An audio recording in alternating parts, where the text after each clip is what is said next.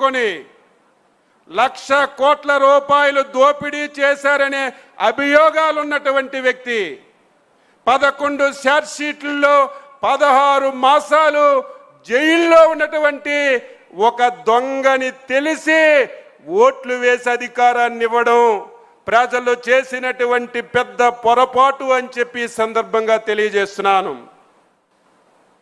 ప్రజలు ఇచ్చినటువంటి అధికారాన్ని కనీసం రాష్ట్రం గురించి, ప్రజల గురించి, ఈ రాష్ట్ర భవిష్యత్తు గురించి ఆలోచించవలసినటువంటి ముఖ్యమంత్రి అధికారం వచ్చిన తర్వాత ప్రమాణ స్వీకారం చేసినటువంటి మొదటి రోజు నుంచి దిగిపోయినటువంటి చివరి రోజు వరకు ఆంధ్రప్రదేశ్ రాష్ట్రాన్ని విధ్వంసం చేయడమే ఒక ప్రణాళికగా పెట్టుకొని పనిచేసిన విషయాన్ని ఈ సందర్భంగా తెలియజేస్తున్నాను.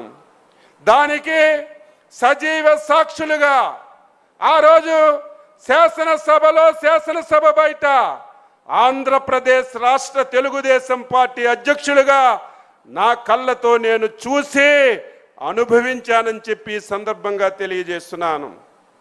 ఈరోజు ఒక ముఖ్యమంత్రిగా ప్రజలు బాధ్యత ఇచ్చారు. బాధ్యత ఇస్తే జరిగిన విషయాలు పక్కన పెట్టి ఒళ్ళు దగ్గర పట్టుకొని ప్రజాస్వామ్యాన్ని గౌరవించి పని చేయవలసినటువంటి బాధ్యత ముఖ్యమంత్రిపై ఉంటుంది. కానీ ఆయన ఎందుకో నాకు తెలియదు, తండ్రి రాజశేఖర్ రెడ్డి నుంచి నేటి జగన్మోహన్ రెడ్డి వరకు ఆంధ్రప్రదేశ్ ప్రజలంటే అంత కోపము, ద్వేషము ఎందుకో తెలియదని చెప్పి తెలియజేస్తున్నాను. అధికారాన్ని అడ్డం పెట్టుకొని ఆంధ్రప్రదేశ్ రాష్ట్రంలో మొత్తం సర్వనాశనం చేశారు.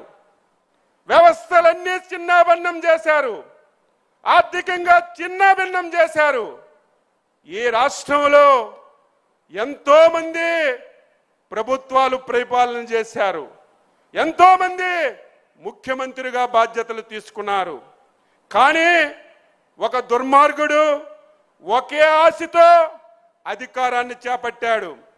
అధికారం చేపట్టినప్పటి నుంచి ఆయన ధ్యేయం ఒక్కటే, ఆంధ్రప్రదేశ్ రాష్ట్రంలో 30 సంవత్సరాలు నేనే అధికారంలో ఉండాలి, ఈ రాష్ట్రంలో ఇంకొక పార్టీ ఉండకూడదు, ఇంకొక వ్యక్తి ఉండకూడదని కక్షగట్టి పనిచేశాడు.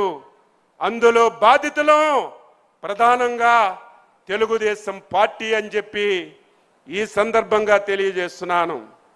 ఈరోజు ఎన్ని ఇబ్బందులు పెట్టినా, ఎన్ని అవమానాలు చేసినా, ఆస్తులు మనకి కోల్పోయే విధంగా కష్టపెట్టినా సమర్థవంతమైనటువంటి చంద్రబాబు నాయుడు గారు, యువ నేత లోకేష్ బాబు గారు తెలుగుదేశం పార్టీని, ముఖ్యంగా కార్యకర్తని కళ్ళకు అద్దుకొని చూశారు కాబట్టి మళ్ళీ మొన్న జరిగినటువంటి ఎన్నికల్లో అచంచలమైనటువంటి విశ్వాసంతో అధికారాన్ని వచ్చిన విషయం ప్రతి ఒక్కరూ కూడా గుర్తుపెట్టుకోవాలి.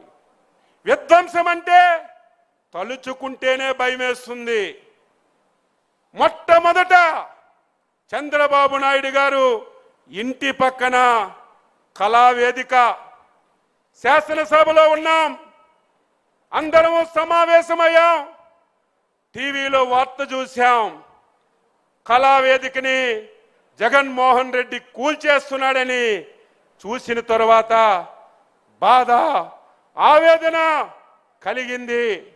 వెంటనే మేమందరం అక్కడికి వెళ్ళి ఆ యొక్క విధ్వంసాన్ని చూసిన తర్వాత ఎంత బాధపడ్డామో, ఎంత ఆవేదన చెందామో ఒక ఉదాహరణ అని చెప్పి ఈ సందర్భంగా తెలియజేస్తున్నాను.